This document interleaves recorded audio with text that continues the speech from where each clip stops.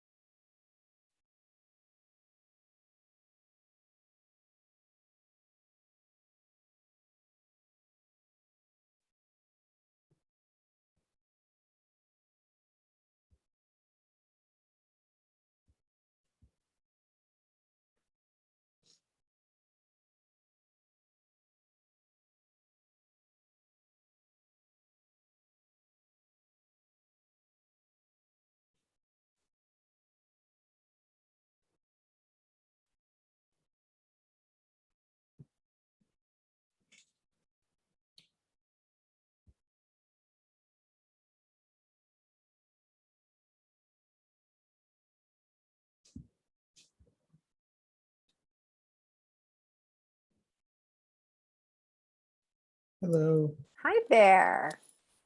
Hey, Candace. Hi, Shelly. Good to see you. Good to see you too. Are you all excited? Oh gosh, I've been staring at those chocolate bars for days. Like you guys mailed it way too quick. And I was like, this is bad because I opened it, of course. And I'm Yeah. like, can I make it last? Can I make it last? That's what I usually get. I usually do like Monday shipping for, within like 2 days. Yeah. And so, yeah, I had to do. Building up that suspense. Yeah. Oh. And then of course I I read the names and like the dark, I love dark chocolate. So I'm like, oh my goodness. And then I see, the beans and I'm like, oh my God, like, oh, so I've been like self-medicating with like everything else. Like, Okay. That's awesome. oh goodness. Awesome. Yeah. So So we we should have have quite a few other people. I think we had like 6 or 7 in total. I know one of my ladies is going to probably be a little late because she's got her young kids running around. So, and meanwhile, I like locked mine in another room. And I'm like, Mommy's having chocolate. Bye. very cool. Very good. Yeah. If you need like if anybody, Tanya. Hey. if for any reason some of the folks aren't able to make it and you still want to get them, like they have the chocolate, Mhm. you want to get them the video, I'm recording this. So Awesome. you can put it up on like one of those unlisted private Yeah. YouTube videos. And then I could just send you the link or send Serena the link and Perfect. put it on. That's awesome. Yes, thank you. Because I mean, I saw the book and I'm like, oh my goodness, there's like a method to the madness here. It's a good method. Awesome madness. Oh, absolutely. Yeah. Oh goodness. Okay. So I would say, yeah, I guess maybe we give it a couple more minutes and then Yeah, no worries. and then I am fine with starting to eat. Candace, Tanya, and I will we'll make enough noise to make other Totally. people jealous. Well, we'll go through like an agenda because I have a presentation and all that. There's an educational piece for the first part of it. So the first half will be, learning about where chocolate comes from, how it's made, Nice. the steam process. So you get an understanding of actually what happens to make to get these bars, right? Yes, that's awesome.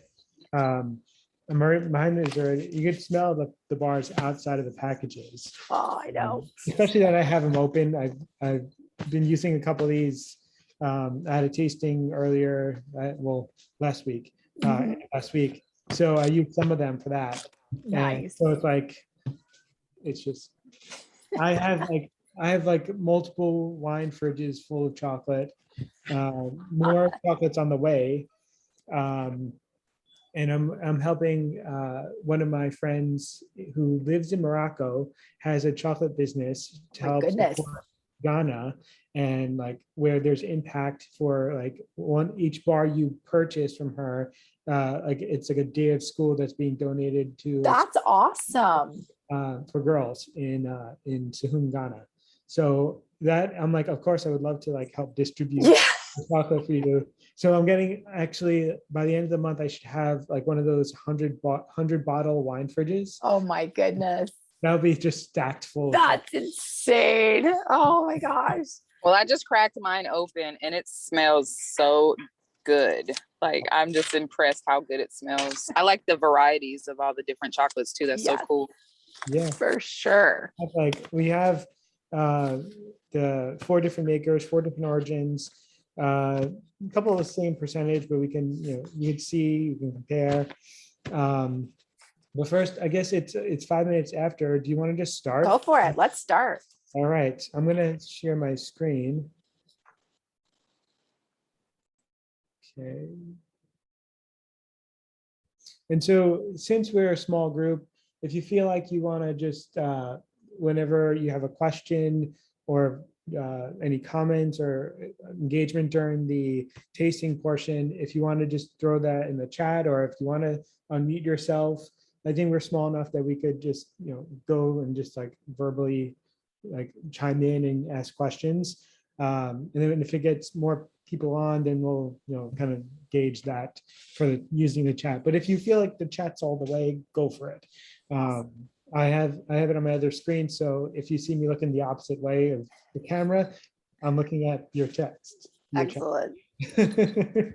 All right, great. So let's begin.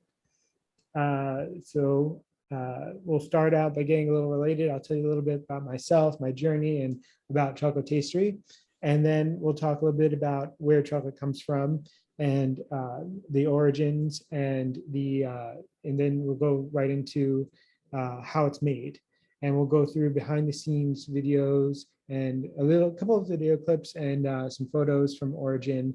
And then we'll talk through the tasting. We'll go through the tasting, go through 4 bars, and along the way, we will taste those 2 cocoa beans as well. So that will be a fun experience for all of you. And then we'll wrap it up at the end. All right. So who am I? I'm Glenn. And I've been working with Serena, right? Serena, yes, for the past couple of weeks to put this experience together for all of you. And so for me, I started, I have a history of going back to like 2009 when I first, dove into chocolate. I started to teach myself how to make, bonbons and confections. And that's where it all started. And that was all thanks to Food Network. And 2015, I started to learn the bean to bar process, learning that chocolate comes from, where chocolate comes from, how it's made, all that stuff, kind of through online courses in our industry. And then started making chocolate in my apartment in Hoboken, which is the apartment that's like down the block. I've since, started making chocolate in that apartment, and then quit my HR day job and moved out to Seattle to make chocolate for a friend's company in Pike Place Market for about 7-8 months. And after a while, I decided to come back to the East Coast and got back into HR, obviously to pay the bills. And then I wanted to keep my passion, my love for chocolate alive, the relationships I've had, and kind of all the experiences, learning how to make chocolate and taste chocolate and make confections and all of that together. And that's where Chocotastery was born, as a learning and experience company, as well as tasting. So I've done in-person tastings, I've done virtual tastings the past like 2 years. It feels like 100 years with the pandemic, but it's been very cool to have a wider reach. electronic, virtually, I should say, and to reach people like you who are not living in the New Jersey area, if I may. So with that being said, I know that where are you all based, and how excited are all of you to be here today? So you could all chime in if you'd like. We're very excited. We're all East Coasters too. Okay. Candace and I are in South Florida, and Okay. Tanya's in North Carolina. So Yes. I'm we are- excited. Anything to do with chocolate makes me happy. So Absolutely. Chocolate's a girl's best friend. yeah, totally. Nice. All right, great. So let's dive in. The sooner we get through the education piece, the sooner we get to taste some chocolate. So with that being said, I have some questions I'm going to throw out there. If you feel like you want to answer, then go right ahead. The first one is, where do you think chocolate comes from? So it's a two-part question. There's a geographical and a technical aspect of it. You could answer whichever way you'd like. I've always associated chocolate with, like, I don't know, like Alps or the Swiss or German, like over there, that side of the world is where I can, Charlie and the Chocolate Factory type of thing. yeah. When I think of chocolate, yeah, I do identify it. So I'm German American, so I definitely identify it with Germany, because to me, like, some of the best chocolate, in my opinion, is German. I might be biased, but also, like, when I think about chocolate, I think about like cocoa. Mhm. Yeah. Yeah. So it comes from a tree. So it's an agricultural product. And so these cacao trees, named like the Theobroma cacao tree, you may have heard that. It grows and several meters high in very tropical environments, above and below the equator, 20 degrees. So we'll see a map shortly. So unfortunately, the chocolate that you love doesn't actually come directly from Switzerland or Germany, but yet the chocolate makers and chocolatiers make the chocolate from the beans from this area, this cacao belt. And so they get to create those chocolates that you like from there. And so we'll see the geographical, but essentially what I wanted to stress is that it comes from cacao. The cocoa, cacao, it's used interchangeably, and we'll dive deeper in a moment on that. The next question is, what are some typical ingredients in chocolate? So we're talking chocolate bars. What are some of the typical ingredients that you may see? Too many calories. Yeah, but that doesn't. Milk. There you go. Sugar. Yeah. Fruit. Okay, as an inclusion. So I say inclusion, and that's the term that we use for if my bar had like freeze-dried strawberries in it, or raspberries right in there, or sea salt on it, or nuts in it. That's called an inclusion, because it's an ingredient that's included with the chocolate. Okay, so yes to all of that. And you said milk. And so for like our milk chocolate bars, you have a milk powder. So chocolate doesn't like water, and it doesn't like liquids, because I think the term is aqueous or something like that. It absorbs the liquid, and so it just seizes, and you can't do anything with it at that point. So for all milk chocolate bars and white chocolate bars, we add in milk powder. You can use alternative milk powders as well. We don't discourage a specific type. You can do anything with any type of milk powder. And then obviously sugar is a main component, and the cocoa, the chocolate liquor is the industry term for that. Just basically refined down cocoa nibs, and we'll dive deeper in that shortly as well. So what do you think gives the cacao its flavor? And I'm not sure if you're all into wine, but there are some similarities there with that. As that's your hint. I'm still not a wine person, Tanya. You can chime in there. Mm. Oh. Yeah. I'm a wine person, but honestly, I don't think I qualify because I drink like sweet, like sugary wines. I don't really drink real wine. Like dry so wine, I don't know. like grown up Yeah, like I'm wines. not I a know. real, like my palate isn't really established. Like I'm a like, you know, Arbor Mist, that kind of wine, you know. He's like me. I drink Moscato. There you go. Exactly. Yeah, Moscato no, is my my new wine. one is Stella Rose. Rosé. That's the one I'm Yeah. on right now. Rosé, Moscato. Those are our wines. Like 90% sugar, 10% wine, you know. Mhm. Well, here's the thing with that. So, if you've ever been to a tasting, you may have heard of the word terroir. It's just like the location of where the beans are. So, Oh yeah. like Mhm. the wine sommeliers are like, oh, well, this wine is, from this region in this hillside with this soil, and it's like 5% precipitation on like 3 days of the week. Like they'll go through like all those specifics, right? That's just like the atmosphere and all that. And compared to cacao, that's the same way. Like we don't say like what hillside or whatever, but we can say like it's a specific cacao region, and it's basically like what is going on at that farm, right? It's the atmosphere, it's the soil. Then you also have, we're all from diverse backgrounds. So like us as humans, cacao is also has different varieties and different DNA genetic makeups. So that is also another aspect of why and how chocolate has different flavors. So it's not all cocoa, chocolatey tasting aromas, flavors and aromas. It's more diverse, and we'll see that today. And also different parts of the process. So we'll get into those specific parts like fermentation and drying and roasting and refining. And those are major parts to the process that we'll learn about in a few moments. Last question. What do you think craft chocolate means to you?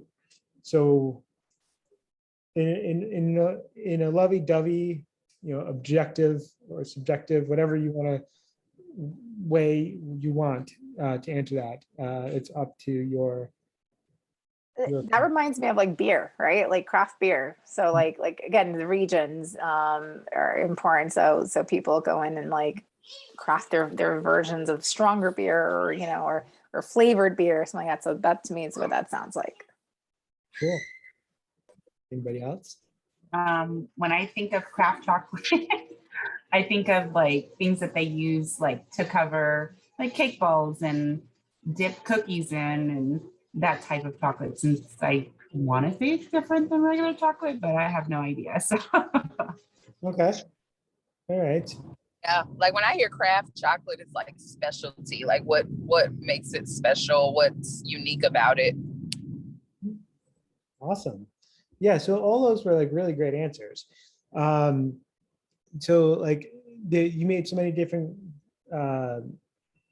connections to what it is to you, and Candice will learn like that chocolate is totally very similar. The coating that they dip cake balls and all those confections in, that's just chocolate with an additional ingredient in there, soy lecithin, as an emulsifier. So it could be worked with a little bit more free flowing, be more viscous. But yeah, it could be the same type of craft chocolate to that extent. Yeah, so all the connections you all made, that was really cool. And for me, it's like it's small batch. It's everybody's paying attention to every step of the process. It's not just like somebody just presses a button and like everything happens, and then at the end somebody picks it off the line and that's it. Like there's everybody has a lot of responsibility along the way. So this is a little map that I found. I don't know when it was created, but you can see this is where the equator is. And these are 34 different countries, regions where cocoa is being produced. And so you'll see there's green for, fine flavored, bulk is red, and this like blue purplish is one for a mix of fine flavored and bulk. And so, here, this is your West African area. This is Cameroon, Ghana, and Ivory Coast. Ivory Coast being one of the largest producers of cacao. There's a lot of, bulk cacao that's not well fermented and dried. And so a lot of the big chocolate companies are able to buy it for less and, make it a very consistent, poor product. So, but to say the least, there is fine flavored cacao coming out of Ghana, West Africa, in Ghana and other regions around there. So that is not to say that it's the end all be all, that it is all bulk and not good. So you could, I'll send this out in a follow-up email. So you have this slide and you could kind of check off where you've tasted chocolate from going forward. That's awesome. Yeah. All right. So now we're going to jump into the process of how chocolate's made. But first we have to touch on where, like, we all were born and we grew into adults, right? So we have to find out how cacao is born and how it grows and all that. And so they grow in large cacao trees, and they grow in these small little clusters here. So these are 2 Instagram photos I picked up a while back that depict exactly like the birth and the growing of cacao. So this one here is from Vietnam, and so sometimes they have multiple flowers and from one spot, or it could just be very, very much as like one pod just originates and goes. So here, these flowers grow and are pollinated by midges. And so you'll see that these are little mini cacao pods. Here's one here, one here, one there, one there. They're growing. And so they start out in a green color, and then over time they grow and grow and grow. And here, this one has to be, pretty old, probably a couple months or so. And then on this one, these purple ones from Costa Rica, they are all varying sizes. So that means that at any time, these could grow and they have to mature, and it takes time for that. And they get to be different sizes, and most likely they're like big, football size pods at the end of the day when they're picked. And so here are some trees in the wild. So this one here on the left is from Guatemala, from Achovite. So that they're sporadic around on different tree branches of the tree, and then they're in the shade, right? These leaves are helping them to get like the tropical heat, but also enough shade that they could grow and mature. And then on the right side here, these are from Peru. So you can see all of the various colors of these pods. We have little hints of green all over, but we have purple, we have red, reddish orange, orange, yellow, like a golden yellow, all of them. There's a whole bunch. It's like its own different personality, and sometimes it's different varieties give different shapes to the pod as well. And on the bottom, it's a very poorly lit picture, but it's all because it's a tree that's in the shade. And these are all red pods out in Peru. All right, so if any of you have ever seen a cacao pod up close and personal, if not, this is it. This is your anatomy lesson. I never would have guessed. It looks like something out of like Alien. One of those xenomorphs that are, cacao. Yeah, it's fruit or something. That's so. Yep, and this is edible. So, insane. so this was a pod that we opened up at the Dallas Chocolate Festival a bunch of years back, and so these are all seeds. These are all the cocoa beans as they start out. So in a typical cacao pod, there's about 20 to 60 based on its size. And so they're all held together by a placenta. And so this is a placenta here from a pod that was cut, in half versus like horizontally. And all of these have this like white pulp around it called mucilage. And so if you open it up when you're at the farm, or if you buy them, they deliver to you, you could literally cut it open and eat those seeds just like they are. And they'll taste nothing like chocolate, like that chocolatey cocoa note, but they're very sweet. They're like lemonade and lychee, and there may be some other very acidic notes in there of fruits. But yeah, overall, it's perfectly edible at this point. And before I do that, I want to show you a little toy I have. This is a cacao pod. So it's actually wood. One guy in Venezuela actually carves these by hand. And so you're able to get like the anatomy of a cacao pod. And so you could see how it is. There's like, it's never perfectly smooth. It's always rough around the edges, but you can see like this is reminiscent of the seeds. And this is where it gets cut off the pod. I mean, where the pod is cut off from the branches. And so that's very important. We don't want to cut it when they take it off the tree to damage the husk of the pod. So it's just that like thick layer around it. That's very cool, by the way. That's to have that prop like that. That's awesome. Nice prop. Yep. And so next we go on to like the pods are now grown.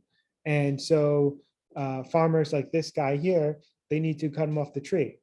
And so they use machetes, like he has it under his arm, and basically, skillfully cuts them open. So here's a little video clip to show you that.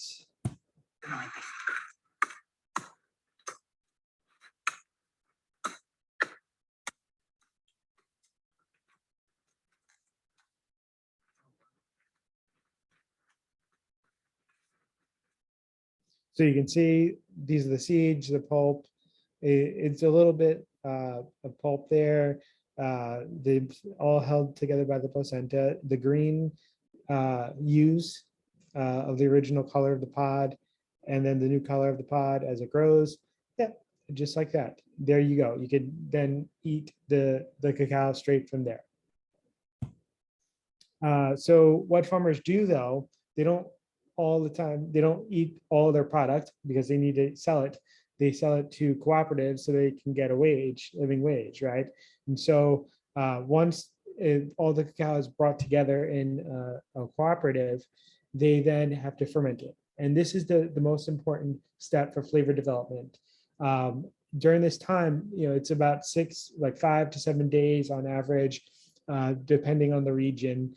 But they have these massive wooden boxes where they fill them up with beans and put banana leaves over them. And the banana leaves have enzymes that help to start the fermentation process. And what basically happens is yeast and bacteria react, and ethanol, which is like alcohol, and acetic and lactic acids are formed.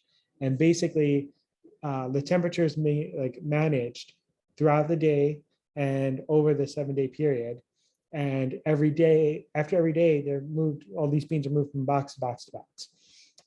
So here's a little clip of them emptying beans that they brought into a bin.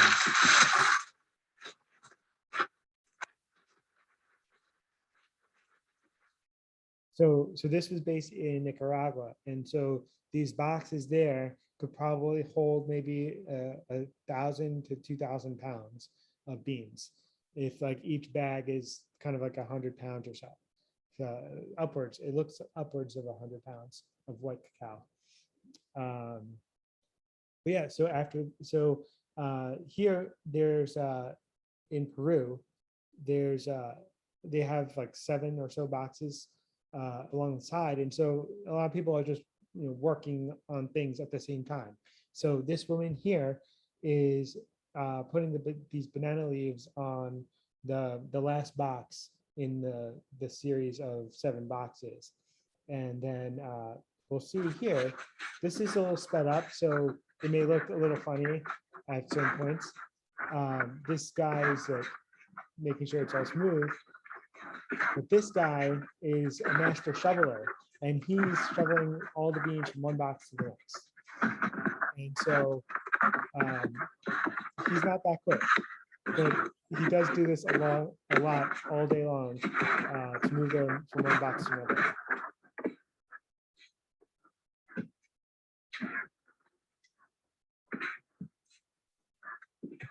And these are jute bags that are also put on top to make sure that there's no added atmospheric air, odors, stuff like that to get into the cacao, because they will start to turn brown with the process.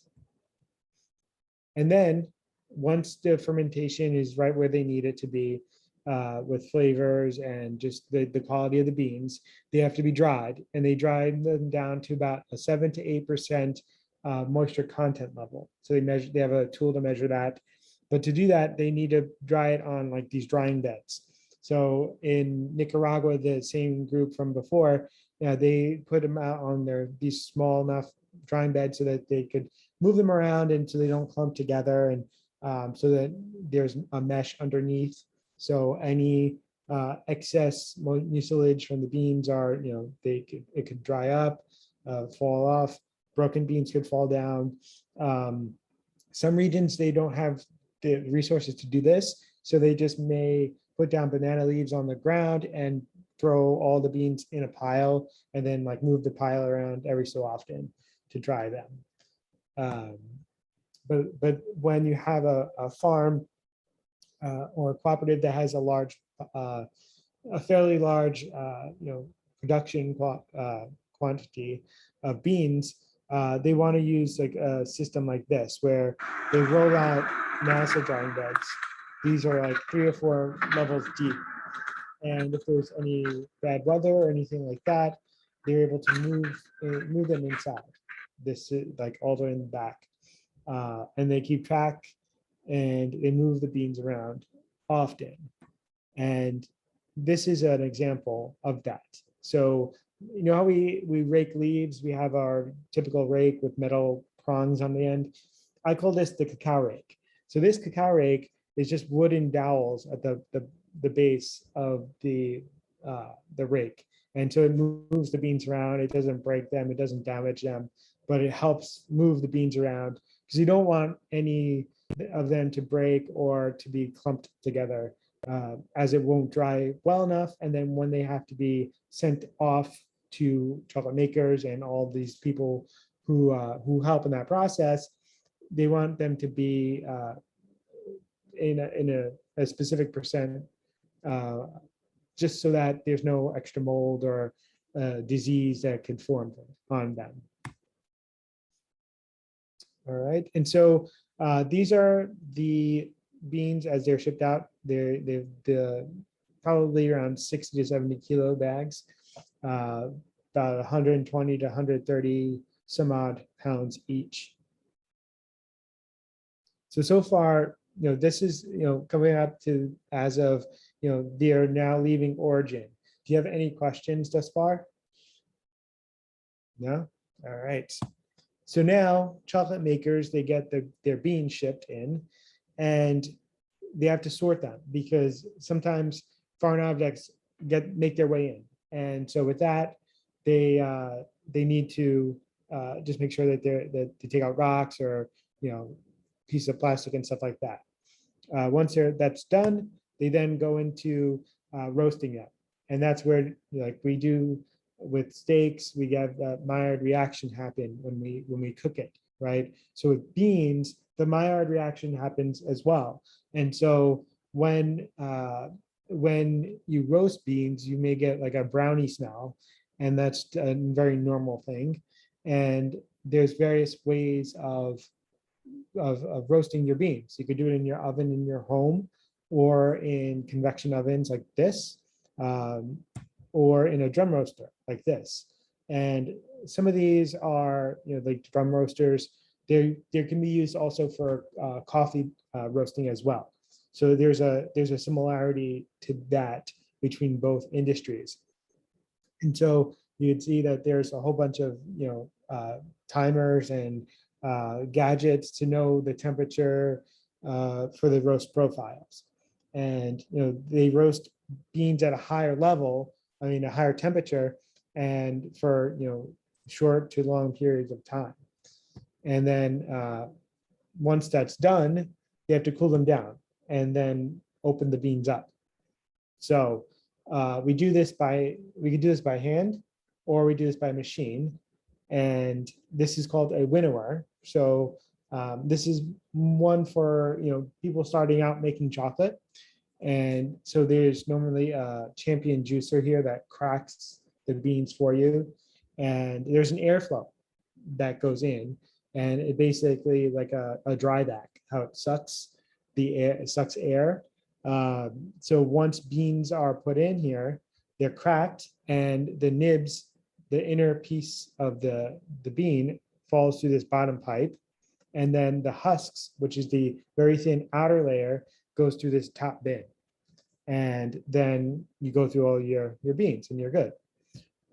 This is a little video clip before we go into tasting our cocoa beans. So if you have that nearby, you should pick that up and get ready.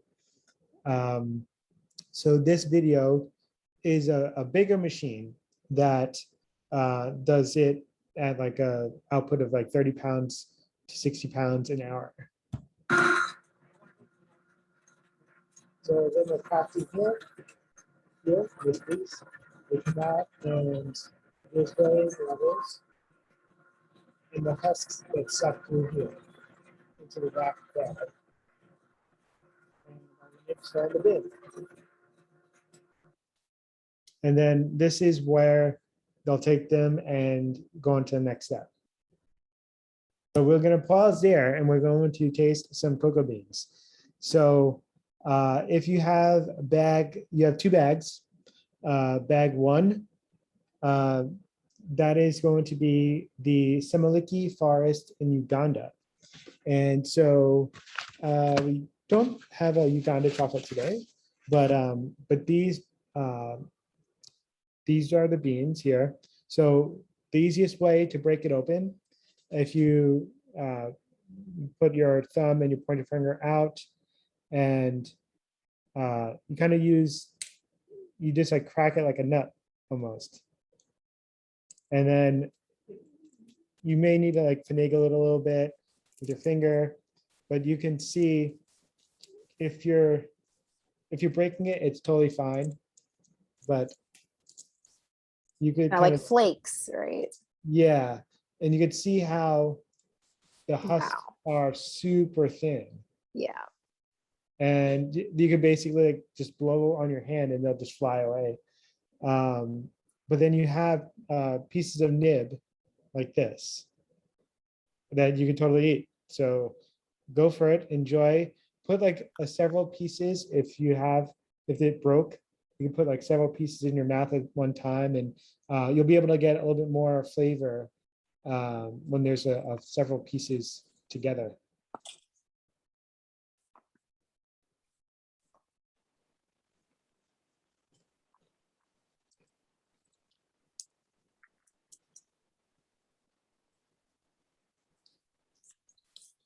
There's definitely a certain, I can smell it more, if that makes sense, in my mouth. And there's certainly like that distinct sense, but I also get the very bitterness of it. It's very bitter. So that's like bitter. Yeah, definitely bitter. But you feel like there's something there. Yes, Like, totally. You can tell, yeah, the flavor is definitely there. Ooh, and as you chew on it even more, wow, it releases even more. Wow, that's intense. Yep. So is there like any flavor notes that you can pick up on from that? It reminds me of coffee for like, I don't know why, like it reminds me of like a coffee. Okay. Yeah. I would have to agree, like cold coffee. not Okay. hot coffee, but like cold, like almost like cocoa, obviously. Yeah. Yeah. I also got like a, weirdly enough, almost like a lemony taste. I don't know if it's that bitterness, like it's got just this citrusy almost taste. Interesting. All right. So I do have a cheat sheet here for the notes. So this is, I bought these, I used to make my chocolate, right? But I don't have equipment here in my current apartment, but I bought these roasted already. And the roasting profile on the bag was cinnamon laced fig and earthy. Very earthy, that's for sure. That's what Yeah, that's what I would. would That's what I pick up on too. Is the earthy. Yeah. Yeah, yeah. that's true. But there is some spice to it. There's a Yeah. little give to it. All right, so there's another one. There's there a little bit. These beans are these beans are from Tumaco, Colombia. They're a little bit bigger than the Uganda ones. On average, that I was seeing when I was putting them in the bags and stuff. But you can go ahead and break these open yourself.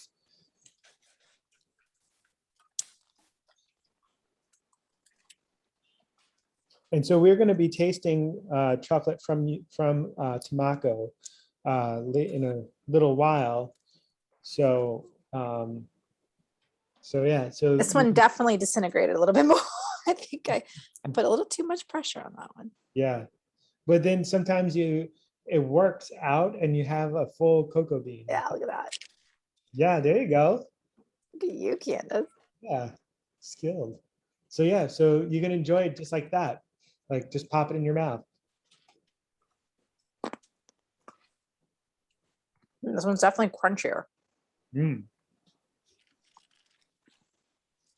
Yeah, a little drier to me. Okay. Way less bitter, in my opinion, than the other one. The other one left a really, really bitter, especially as you went through. Still earthy. Yeah. Still like cocoa. Yeah. Almost like a roasted flavor in Mhm. there. So it could be that it's a higher roast, a Yeah. longer, darker roast for it. Yeah. So they say there's a balanced acidity to it, and there's flavors and hints of malt, honey, and cashews. I can see the cashew part of it. For sure. Yeah, I definitely can. I can definitely taste the cashew. Yeah. There's like that roastiness that you were talking about. Yeah. It's kind of like the nuttiness there a little bit, but like it's all interpretation. Like that's what he like flavors that we're going to be tasting shortly of the bars and throughout the entire experience. It's kind of like the how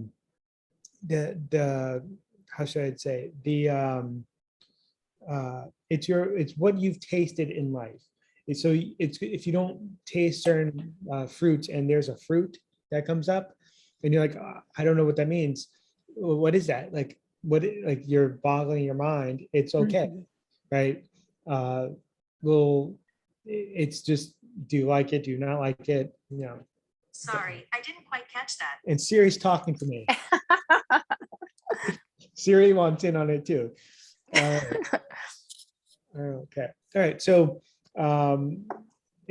how'd you guys like that? Did you enjoy those beans or? Yeah, that was very interesting. Like I'd never tasted anything like that before. Way different than I had assumed as well. And the difference between them were just, to me, was night and day, especially like, again, when you got towards the end with that first one, it was just punched with a bitterness. And then this last one was more like, I can eat these like cashews. It's a little bit more palatable for me. That's the word, palate. You could use like, I know that in certain stores, there's bags of nibs. You could buy roasted nibs from chocolate makers online, from Amazon, wherever. Some are better than others, but yeah, like they're good on like cereal and yogurt and ice cream and stuff. Give them a nice textural crunch, but also for the flavor, the notes from it as well, to provide some pizzazz to your food. It's also very healthy for you as well. So I like that. That's a good spin on it. yes. All right, so let's move right along to the refining stage. So with the nibs that we just ate, they would all in however many pounds that you want to make your batch of chocolate, you could refine them in various different machines. So these are one type of machines called melangers. There's literally this one here is a small tabletop one that you can make an 8 to 10 pound batch of chocolate. There's basically two stones that rotate on a stone base that is turning. So there's a lot of friction with the stone. And so the particle size of the nibs, they get smaller and smaller and smaller. Our goal is to get roughly to about a 20 micron level. And so to put that into perspective, we have foods, right, that we could definitely taste like they're rough on our palate. There's texture to it. Any food that's 30 microns and above, we'll feel that roughness on our palate. If there's anything less than 30, it's going to be nice and smooth. And so we want our chocolate, give or take a couple from above and below 20. So we get in that nice smooth chocolate when we're all said and done. This machine here is a 100-pound machine. So we could make upwards of 100 pounds of chocolate in this machine. And so this is a look into it. And in a moment, I'm going to play this little video clip. So you'll hear the crackling of the nibs as these super heavy stones are rotating, and they're basically crunching the nibs and refining and breaking them down. However, when we start breaking these nibs down, cocoa butter fat, which is the fat in each of these cocoa beans that we've just had, that is being released. And so it helps with the breaking down. It's like natural lubricant. And so you could, have all these nibs, without any additional cocoa butter. But normally we do add cocoa butter. It helps give a more luxurious mouthfeel to the chocolate. And also you have to put your sugar in. So over the course of like a day or so, that's when the chocolate maker puts together their recipe in the machine. So you would add in your nibs, your cocoa butter, your sugar, and just let it go. And then after your chocolate is down to a specific particle size that you like, you'll then go into the conching stage. And this stage is kind of just like you're aerating the chocolate, kind of how we put wine through those aerator machines, or I don't know if they're called a machine, but the aerators, or like the I don't know what the word is off the top of my head, decanter. It's like a decanter where it aerates the chocolate, the wine. This is the same type of process. So the particles of chocolate are kind of like whipping at each other and balancing each other out. And there's no more tension as the wheels are lifted up. So with that part of the process, it could last up to like another day or 2 days or 3 days, so that the chocolate, when you open the bar, it will perfume beautifully. And that's what we would like. And so this is the video clip of the refining. So here's your Zen moment of the day.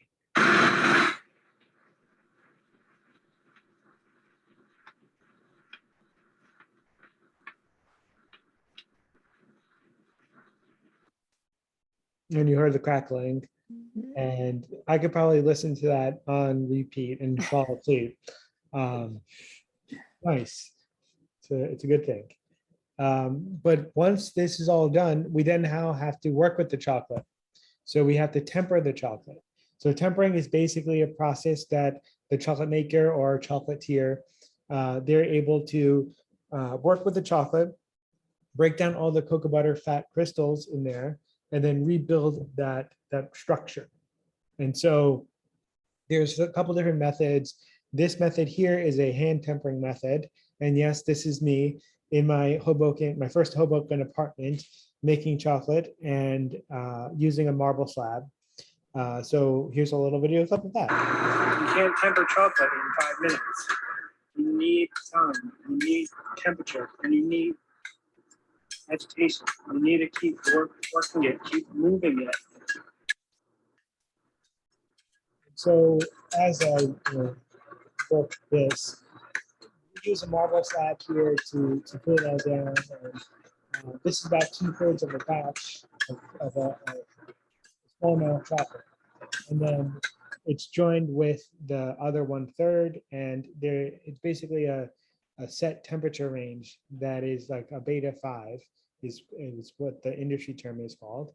And it's basically between 88 and 90 degrees, where it's the perfect temperature to work with chocolate to pour them into molds. And then if properly tempered, there'll be a nice shine and a nice snap of the chocolate once it's all said and done. Okay, but to do this by hand takes time. It takes a lot of skill. So a lot of chocolate makers use continuous tempering machines where everything is done. They just program the numbers of the temperatures and pour in the chocolate into these bins and let it go to work. And there's a series of pipes and it all happens. And so this is Goodenough Farms. We've been seeing some videos from them. They're based in Massachusetts. So we have a couple of clips from their factory where they have their tempering machine.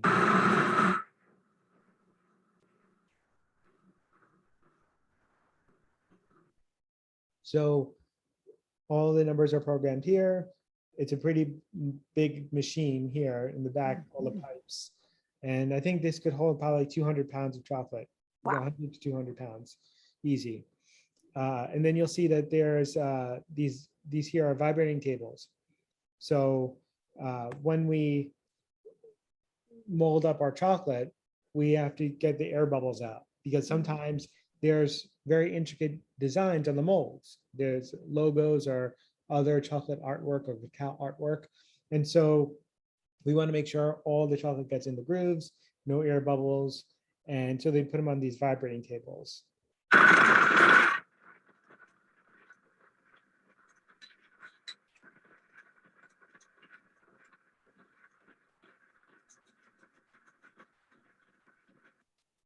And once these are done, they're put into a holding cabinet or a refrigerator or cooling tunnel. And they then are ready in about like 15, 20 minutes, half hour, depending on how many you have. And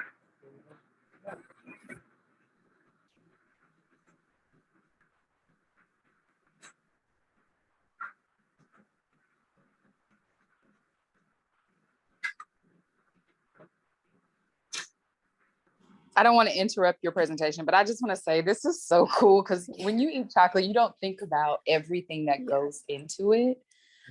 So this is so cool. Yeah, it's a lot of work for sure. yeah. Right. That's how you get this amazing chocolate. Yep. So it's simple, like the tap out of that mold. The polycarbonate molds, the chocolate retracts if it's in proper temper. And basically here it's done. Like these are the bars, they're ready to go. And nowadays packaging is a major thing. And a lot of the makers, they may still wrap by hand. Some are now just using like eco-friendly clear bags that they're like adhesive, right? And or there's like a zipper pouches or something unique, right? But sometimes they have to still do foil wrapping, and Goodenough Farms did this for quite some time. And so this is just I'm going to play this. There's no sound to it, so I'll talk through it. But this is what they would do for every single bar, and they're doing thousands of bars a month. So like when you open up a bar and you have those crisp folds, like that's what's going on. And that's it. And it's nice and pretty, right? But it's not like as efficient when there's like increased bars every month that you need to put out. So yeah, so a lot goes into it. You made the point, like you all made the really good observation.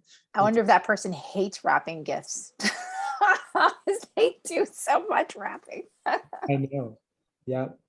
But yeah, so that's it for the making process. And now we would then, you know, buy our chocolate bars, right? And we go on from there. Do we get to taste something yet? You're killing me, Glenn. You have this like ESPN or something. So we are ready for the tasting. Yay. Yes. I'll turn my camera on for that. All right, so you have your folders Yes. there with your tasting guide and tasting sheet. Yes. So the topic that we're gonna like touch on and think about throughout this entire rest of the evening together is mindfully tasting chocolate. Like, why do we do it, right? Because we want to appreciate all of what we just saw, right? That's one reason. Another reason is different regions have different flavor notes, different aromas, and there's several different steps that we can take depicted on this tasting guide that will help with understanding and appreciating every bit of it. And all of these steps coincide with a piece of what we just learned about. So the color. So we'll look at the actual color, and then we'll see like what shade of brown is it? Is it a darker brown or a lighter brown? We'll see. And that's based on the variety of the chocolate, right? Where it comes from. The next, we'll break a piece off and we'll hear a snap, and we could, say like how loud these snaps are, right?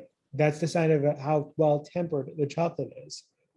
Okay, and then when we have those broken pieces that we are going to now eat, we take a sniff, aroma of each of those pieces, and what flavors are we smelling, what aromas are we smelling, right?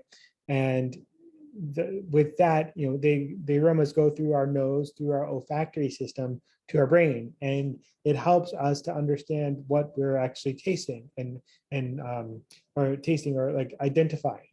And then obviously with the flavors, we taste a piece, we let it sit on our mouth, move it around in our tongue, and then we go from the aromas will then go through our olfactory system again and to our brain, and then we can see, do we understand, do we know what we're tasting or not, right?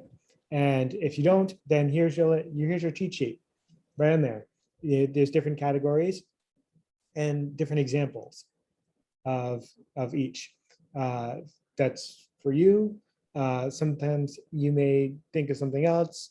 It could evoke some memories or a prior food experience, memories with loved ones, whatever you want.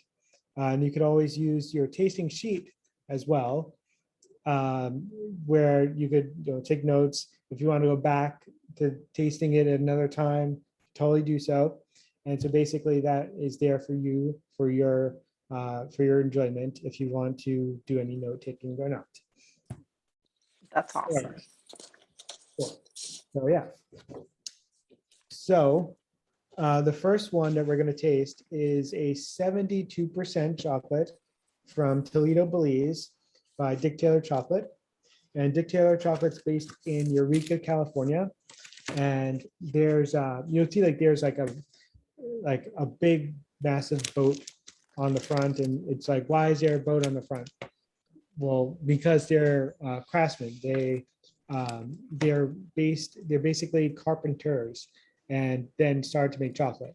So they've been making chocolate for quite some time, and you will see that they have don't mind the broken piece, but they have a very intricate mold. You could see that in front of yourselves now as you open it up. Okay. Somebody's been dipping in their chocolate before the tasting over there. I'm kidding. I used this for a tasting last week. And the aroma just from the bar itself, just opening up the package, Yeah. it's freaking phenomenal. Yeah, it sure is. So what they do is they have a separate conching machine. So as you guys are opening up the bars and getting them ready, they basically have a separate machine that basically whips the chocolate back and forth. It's a longitudinal conch, and basically it aerates it so much, and it's just amazing that you get the aromas without even touching the bar. That was a Yeah. nice snap. I definitely Yeah, right. heard that So as nice. far as the color goes, we do like a baseline, right? So I usually look at the back of the chocolate bar, what makes sense with that, and see like where does it flow? Is it like super dark, or is it like a medium dark, somewhere in between, something like that? What do you guys think? I think it's in between. Yeah.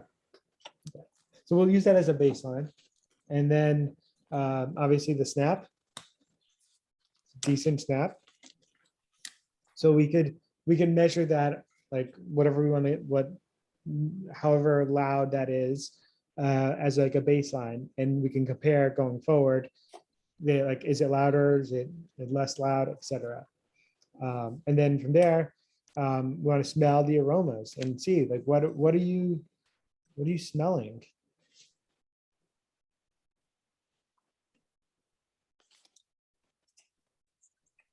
I feel like the earthy Mm,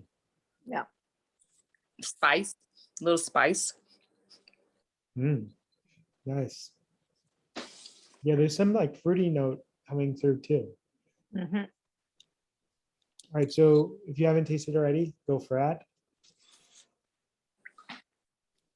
I taste that bitterness like from the first bean in Mhm. this one. It hits me right away in the center of my tongue. I've that fruitiness, almost like that citrusy, I guess the tartness. It says even here like the cherry. I definitely sense that tart cherry.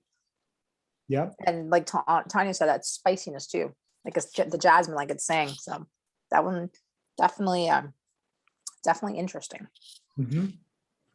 And so when they have these tasting notes on the packaging, it's like a guide. I like to say it's like a guide, because these are some of the flavors that they may have tasted. So I premise it with flavors you may taste are, and then it's like you can look at their guide, because they may have their team sit at a table, taste it, and they have like 10 different flavors, right? We could probably pick up like 5 to 10 different flavor notes, just the four of us. And so they can't put all those on a bar. It would take up half the package. So they just choose like three, and three that are going to be like most prominent or most like consumer friendly. And yeah, so it's very bright. There's a lot of acidity in there. And what did you guys feel about the mouthfeel?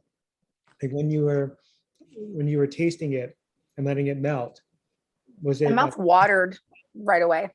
Mhm. To So me, like the longer I let it sit there and melt, it tasted better. Interesting. Interesting. The taste intensified for sure. Very Mhm. smooth, Very smooth. Okay. silky, almost like as it was melting, it was silky. Mhm. Yeah, I agree with And that. I wasn't paying attention to the tasting notes, but now that I paid attention to it, I do taste the cherry. Yeah, right. You taste it. Yep. Mhm. That's the thing. Like once you start to like have like somebody mentions a note, or you may look at the packaging, then you taste another piece, and then you're like, oh wow, yeah, I pick up on that. So Yeah, because I didn't taste like when we first started, Shelly was saying that she tasted, or you talked about the fruit, and she Mhm. mentioned cherry. I did not taste it till right now. Yep. And that's the cool part about it. When you're in a group like this, you got to identify the unique flavors. So, like we all taste everything, or like whatever your experience is, whatever the flavors you taste or don't taste, it's fine. So there's no one's going to be like a chocolate police and like come and say, you didn't taste this, you're going to be having to pay more for that chocolate bar. No, none of that. So yeah, so the unique thing is this is a 2-ingredient chocolate. So don't put additional cocoa butter fat in there. There's enough of the fat from the bean itself, but there's no additional. But yet it's so smooth, and that's kind of where the conching comes in. Their extended period of conching. So that's like a really behind the scenes look into kind of their whole production line. All right. So as we go into the next one, we do like a palate cleansing. So if you have some water, just to help stay hydrated and cleanse your palate. And also, I usually say, like, if you have water crackers, these are the Cars ones. They're flavorless. They're just like a good protein to soak up all the fat from the previous piece. If you have them, fine. If not, no worries. Other palate cleansers are like soupy polenta. But I'm not going to ask people to make polenta for a tasting. A lot of the judges for our chocolate awards in our industry uses that to cleanse their palate because they're tasting so much chocolate for a long period of time. So it's a little behind the scenes. If you ever need a palate cleanser, these are 2 options. So there we go.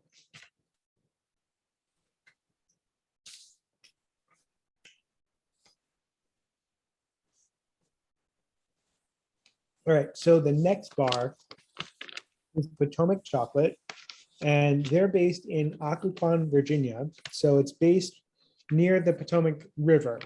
So they have a very cute, fish branding going on. And you can see, of course, on my bar, I've had this for 2 tastings now, and you can see their logo, their fish are there. There's also one that's in the corner that I already took care of. But it's really cool little design. And the cacao for this bar comes from Upala in Costa Rica. And so it's a 70%, so 30% sugar. So it's a little bit more sugar than the 72 from the last one. And so now, before we break it, we want to compare. So this is the Upala from Costa Rica, and this is the Belize. What do you think? Is there a noticeable difference in the shade of color of brown? A little bit different. It's not very noticeable though, but it's a little different. Yeah, it's tough to tell a little bit, but it's in line, almost there, same. Good. This might just be me, but it seems a little bit heavier too. Mhm. Yeah, it seems a little bit more dense. Yeah, because I'm going to do this, and you can measure them yourself, but the Oh yeah. thicker. So it's, I don't know how much thicker, but you could definitely, like when you break it, it's much thicker of a mold. Was the snap louder too to y'all, or was that just me? I think it was a little louder, yeah. Yeah, Yeah. definitely louder for me. Yeah, it's so cool how you could listen to the snaps across the country. At least for us, it's along the East Coast. But yeah, so with this, without looking on the back of the packaging, what initial flavor notes, aroma notes are you picking up on? I get nutty, almost like yeah, I mean a lot. I guess maybe like a hazelnutty or like a coffee smell. And so here's a little tip. If you're not picking up on anything immediately, and that is totally right, it's totally fine.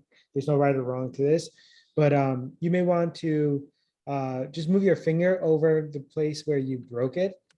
And so your finger, obviously we're at body temperature, will then help kind of start to melt the piece of chocolate a bit. And the cocoa butter fat is then being released. And with that, some aromas are coming out. So you could, if Oh you yeah. it, you could definitely pick up something. Mhm. I don't know what I smell, but it definitely smells different after I rub it. Mhm. Yeah. Maybe a little spice. I definitely smell coffee. Mm-hmm. Yeah. It's like a Coffee beanie. Yeah.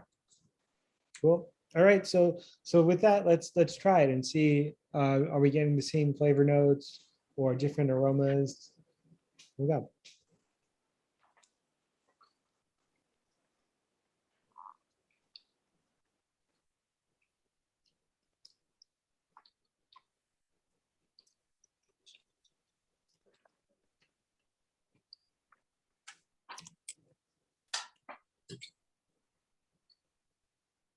Mm.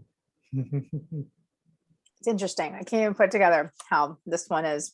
There's like a lot of things going on. Mhm.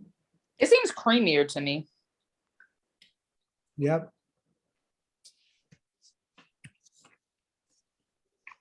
And the funny thing is, it's also a 2-ingredient chocolate. So there's no additional cocoa butter that makes it more luxurious and more silky on your palate. So Mm. they also do a good amount of conching to their chocolate as well. But there's a lot of, for me, a lot of earthiness. Yes. Mhm.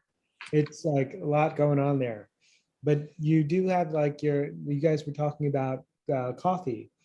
There's definitely hints of that along the way. Mhm. At least I get a little bit of it. I feel like this one wasn't as bitter as Yeah. the first one.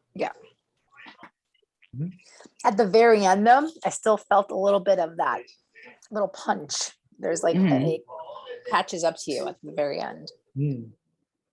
Yeah, it's the finish, they call it.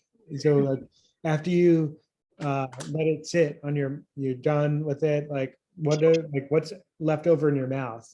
It's like that like finishing moment. You pick up like certain notes. And yeah, there's like something, I'm just experiencing that because you said that right now. It's like it gets you right here. Yes, it does, for sure. Yeah. Interesting. Cool. So yeah, so they had said earthy, nutty, and coffee for theirs. So here we go. All right, it's time for cleansing your palate.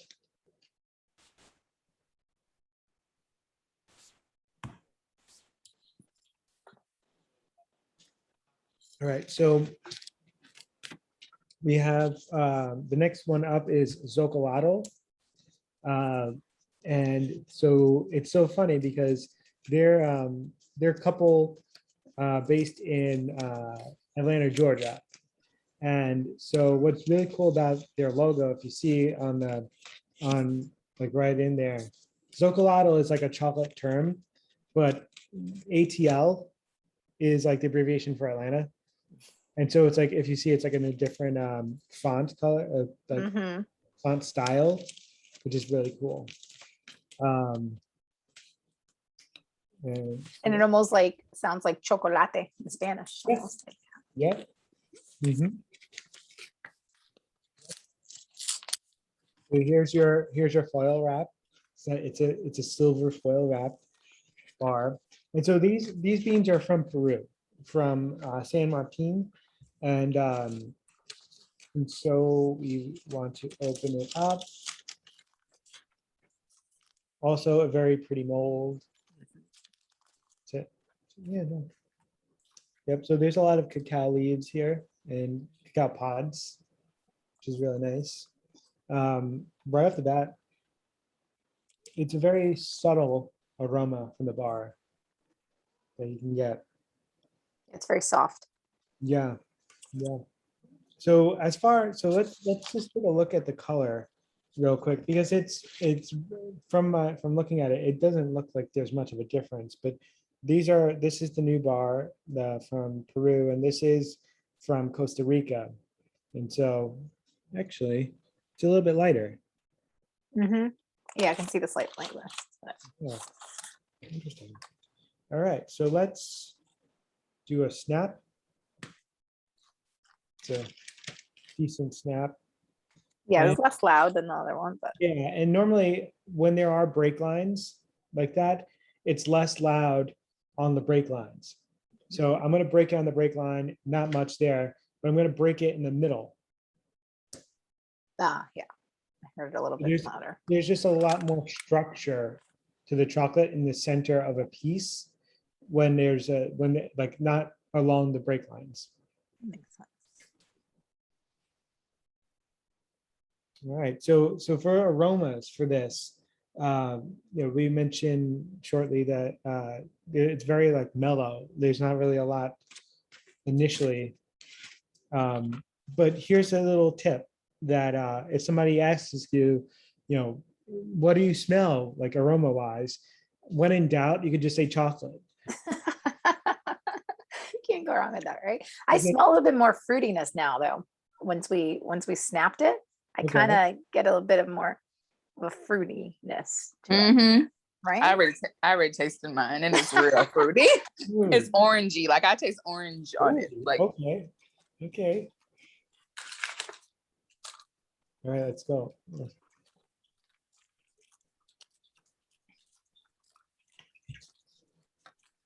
And also, when it's on your mouth, you could aerate your mouth a bit. Just opening up your mouth once or twice, Mhm. allow air to go in and help move the aroma straight up. It definitely tastes that citrusy, Tanya. mhm. Definitely. Mhm.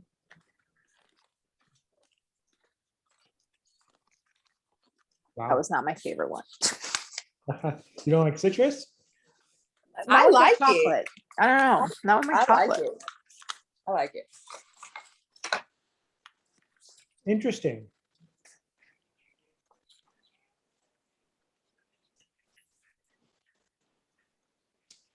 Any other note comments? Oh, So this is 70% dark chocolate too. The last one we had was 70%. Yeah. And the one before that was 72. So like that probably, does that affect the taste too? Like how much of the dark chocolate is in there? yeah. So it's 70%. That is the chocolate liquor and the cocoa butter content. I see. Okay. And then the sugar, so it's 30, the same amount of sugar as the last one. A little I bit, see. a little bit more than the first one. And so you'll get more, you'll still get the flavors depending on wherever along the process. It's just that you go highest to lowest during a tasting so that when you have like a 60% bar that we're going to have next, if you taste that first, your palate's going to be roughed up with the sugar. So you're going to taste the bars differently in that way. And you could do this, you can go back and taste all 4 bars later on, tomorrow, whenever, in a reverse or in a reverse order from highest to lowest, and you can see there'll be differences in how you taste it. But what's unique about this, I'm definitely getting some astringency. As I'm talking, my mouth is watering. So that's kind of just your palate, your saliva, Mhm. because you're dealing with all the acidity. But their staff notes on the back, they don't even mention anything about citrus. They just say familiar flavors of brown sugar, baking spices, and caramel with underlying flavors of dark fruit and flowers. So there you go. Like we tasted something completely not what the team. Yeah. So it's really cool. And this is also a 2-ingredient chocolate as well.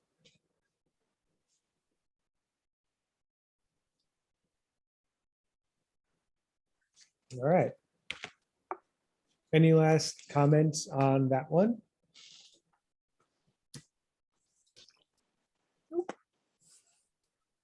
I like that one. All right. Well, we're gonna do a poll at the end. So we'll put these 4 bars to the test. All right. So for the last bar, we have Markham and Fitz. And so I broke into this one for my last tasting as well. But they have a cool geometric shape for their bars, which is really nice. So they're based in Bentonville, Arkansas. They are using beans from Temecula, Colombia. So these are the same beans as we tasted bean number 2. So we'll see if there's any similarities to the chocolate that we tasted and then with the bean that we tasted.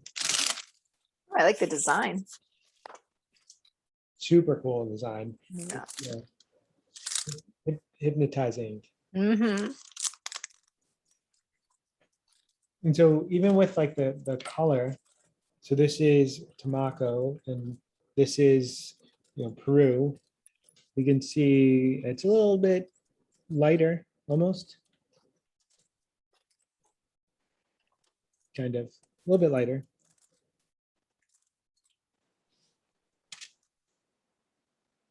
Snap. It's a decent snap. It's also much thinner, all over. So it's not going to be like, sure, it should be super loud, but it's not going to have a lot of structure like like when you snap a thick piece like this. So what aromas do you get from this? Also earthy. Mm.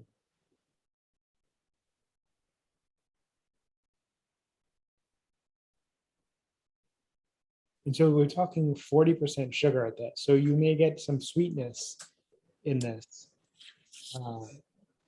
in the experience, the entire experience.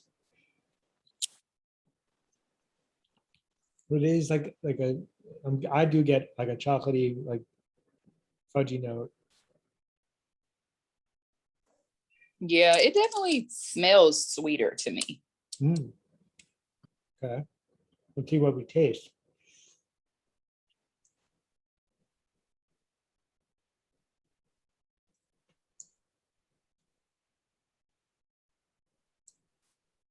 I get almost like a liqueur Mm. flavor to it.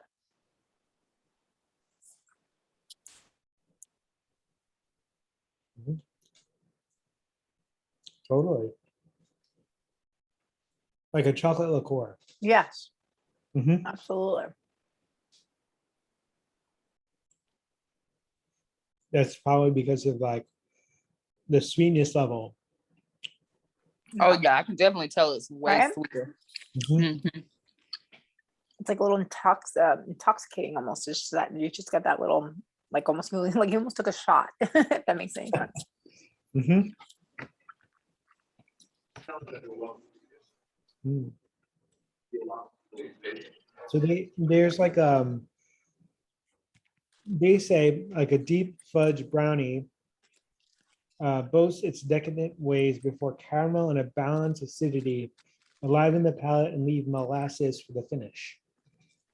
So Definitely dances on the palate. I will say that. In the beginning, I almost tasted sweeter to me in the beginning. And as it melted, I got slight bitterness, slight edginess. There was other things going on there, but I got that consistent liqueur throughout the entire process. cool. Very good. Mm. It's definitely like it's definitely not like a chocolate chip cookie for me, but it's more like a brownie type of essence, like all the interworkings of that for me. Yeah.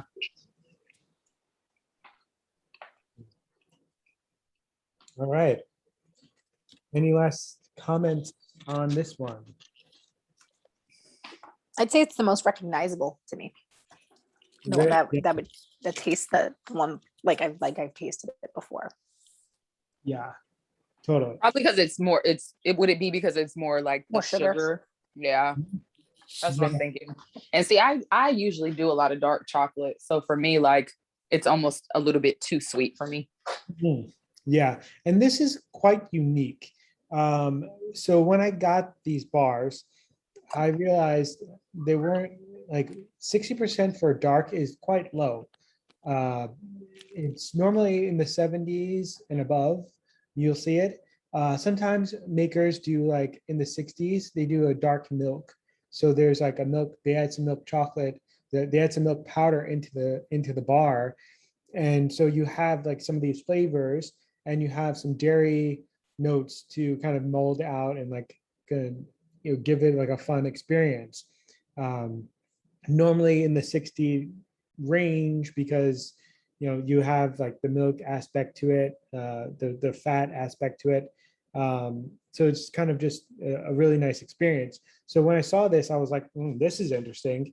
And I also got bars with almonds in it as well. So it's 60% chocolate with almonds in it, and it's fantastic because it plays because of how sweeter it is. So yeah, so those are the 4 bars. And at this point, so I'm going to put up a poll here. Where is it? There we go. So I only have like overall, what is your favorite bar? So you think about flavor, your packaging, the experience you've had overall. And so I'm going to launch this now, and you can choose. So which one? Oh, interesting. All right, so we're done. I'm going to end it. That was the quickest turnaround. All right, here we go. The winner is the last bar we did. Wow, look at that. All right, so obviously the Markham and Fitz was kind of like a nostalgic feeling to it a little bit, at least from my perspective, from what we grew up with, the big name chocolate brands and stuff like that. That's kind of like a very homey feeling for a lot of people. Yeah, so that's that. And we and stop sharing that. And then we will wrap it up because we're right at almost 8 o'clock. And so I want to thank all of you for joining for the time here today. Would love to get your feedback on the entire experience. So we have a feedback survey. I'll send over an email to get that out to everybody because I don't think I have your emails. And so we'll send that out. I'll send a picture of that map, the cacao map for you guys. And also in that survey, there's a place for a testimonial if you would like to leave some feedback there. That'd be wonderful. And also, if you want to check us out on Instagram and Twitter, Instagram and Facebook, we're on there the most. And we have a YouTube channel with some videos here and there. And I also put up a Shopify store recently in the past couple of months. So it's housed with a bunch of chocolate bars. So you have a sweet 15% off discount code at the bottom for the year. So if you want for any gift giving at the end of the year for Christmas or anything, you could do some chocolate stuff. That's all there if you'd like. And that's that. Any other things you want to ask about or share or anything like that, you're more than welcome to do so. Glenn, this was awesome. Yeah, thank you. I have your information. I think this would be fun to do even like families or something now that like virtual, you know what I mean? Like now that you can't get together with your family as often with all the COVID stuff. So yeah, this was nice. Thank you. This was great. I appreciate it. Awesome. Appreciate it. And now I'm going to be thinking of these steps every time I eat chocolate. People are going to be like, why are you just holding on to that chocolate? Like I'm savoring it. All right. I'm going I'm through the looking at it. I'm motions. snapping it. I'm thinking about the flavors. Exactly. I'm letting it melt in my mouth. I'm taking in the air. Bye, guys. Thank you so much. Thank you so much. Bye, All right. thank you. All right. Have a good night. Big one. Bye. Bye.